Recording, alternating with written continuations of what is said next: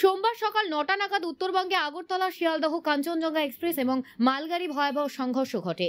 জানা গেছে গত ১৬ই জুন ৮:৫০ আগরতলা থেকে ছেড়ে যাওয়া কাঞ্চনজঙ্ঘা এক্সপ্রেসটি নিউ জলপাইগুড়ি স্টেশন ছেড়ে রাঙ্গাপানি স্টেশনের কাছাকাছি আসতেই পেছন থেকে ট্রেনের মধ্যে সজোরে ধাক্কা মারে মালগাড়ি।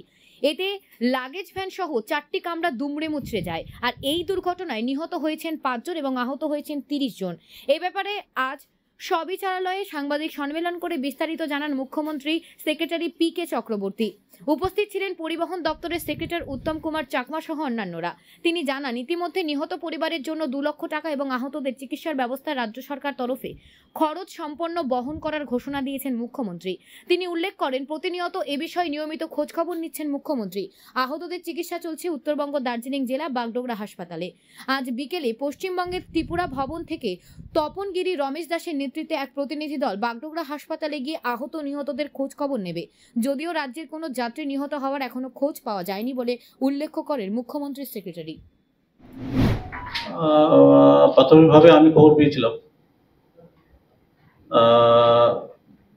আমি আমার ব্যক্তিগত পরিচিত এক ব্যক্তি আছে, সে আমাকে খবর দিয়েছিল। সে প্রথম জানে, তারপর আমাকে দেয়। তারপর আমি এটা আমাদের চিফ সেক্রেটারিকে জানিয়েছি, ট্রান্সপোর্ট সেক্রেটারিকে জানিয়েছি, তারপর ডিজাস্টার ম্যানেজমেন্ট অথরিটি যারা আছে ওনাদেরকে জানানো হয়েছে। অ্যাকচুয়ালি ডেথ নেই ঠিক বলতে পারছি না আমরা, কারণ ৫ জন মারা গেছে আমাদের কাছে খবর আছে। তো ৫ জন যে এটা ত্রিপুরা থেকে কেউ আছে কিনা সেটা এখনো পর্যন্ত আমরা কনফার্ম করতে পারিনি। আর টোটাল ইনজিউর্ড আছে ৩০ জন। তো এই ৩০ জনের মধ্যেও ত্রিপুরা থেকে কেউ আছে কিনা এখনো আমরা কনফার্ম করতে পারিনি। তো আমরা চেষ্টা করছি ওই নামগুলি কালেকশন করার জন্য। বিকালবেলা আমাদের কলকাতা থেকে একটা টিম যাবে নিউ জলপাইগুড়ি। ফ্লাইটের টিকিট তাদের বুক হয়ে গেছে, এইমাত্র আমার কাছে SMS আসলো। তো ওরা 5:30টায় গিয়ে পৌঁছবে আর কি, যেতে বাগডোগরা এয়ারপোর্টে।